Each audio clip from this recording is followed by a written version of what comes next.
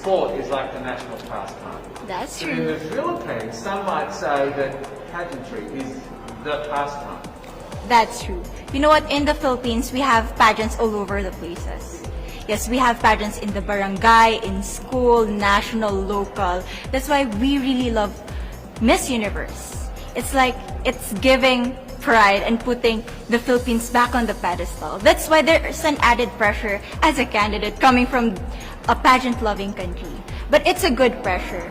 I always look up to our former Miss Universe Philippines. They really did well in the competition. And now this is my time to show who I am, to offer what Rabiya can show to the rest of the universe.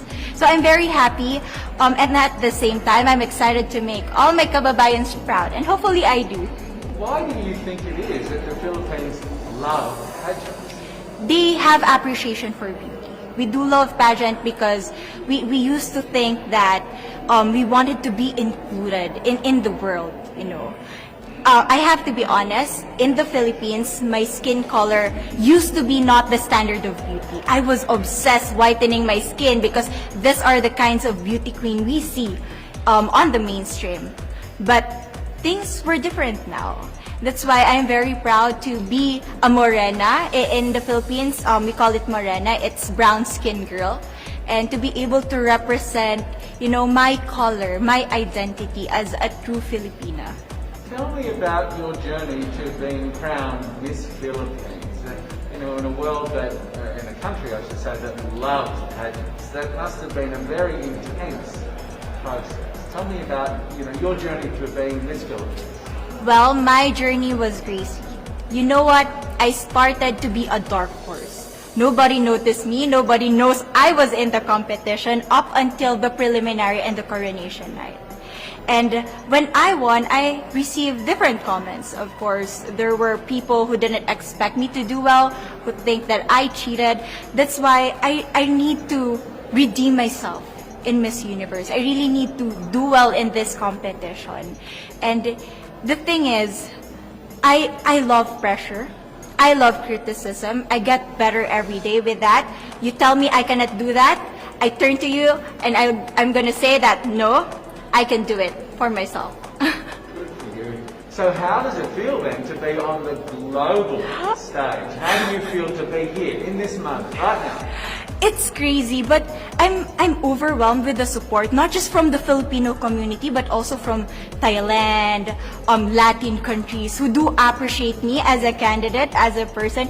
It motivates me that I am beautiful, I can offer so much in this world, and when somebody believes in you, it gives you that extra energy to really do well and perform well. Do you have a sense with the girls, all of the girls competing, you're competing, but is there a sense of camaraderie with all of the girls? Is there like a real spirit to, sort of motivate each other to do better? You know what? I have a different idea about Miss Universe. I thought it's gonna be very competitive, in a healthy way, well, of course. But now I can see every girl helping each other, from fixing those hairs, from trying to zip up those outfits. It speaks of the closeness and the kind of camaraderie that we want to have. The goal of Miss Universe is not just to crown one girl, but also to build a genuine and long-lasting friendships among us. Would you say within the Miss Universe world, the contestants, is there a sisterhood? Are you sisters? There is sisterhood. I can say I was able to talk to different representatives from different backgrounds, different cultures. And despite our differences, there's so much to be highlighted in what binds us together. And that is because we want to empower women. We want to have our advocacies. We want to speak for the things that we love. And that's a celebration of women and the beauty that we have.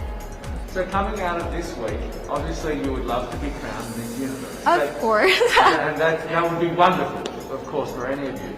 But what else will you take out of this week? What do you think you'll feel at the end of this week, regardless of the result?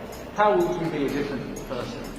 It's the growth and the development that I was able to have during preparing for this dream. I will be honest, there was a moment that I lost my identity. because I was put under pressure. I was in that position in which I feel like I'm not good enough. I'm not a good representative of my country, but I was able to bounce back stronger. And if I was able to do that for Miss Universe, I will be able to do that in life. That is my greatest takeaway from Miss Universe. Okay, so the Philippines have a huge amount of fans. Yes.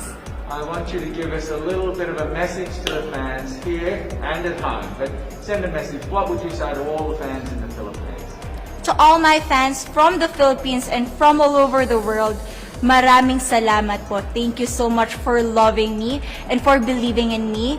It means a lot to somebody who is so naive in this industry, who has no idea how to become a beauty queen on the first day of my journey. But because of your love and support, I was able to be the woman that I am today. And regardless of the result, I may or I may not win the crown, but one thing is for sure, I'm gonna make you all proud.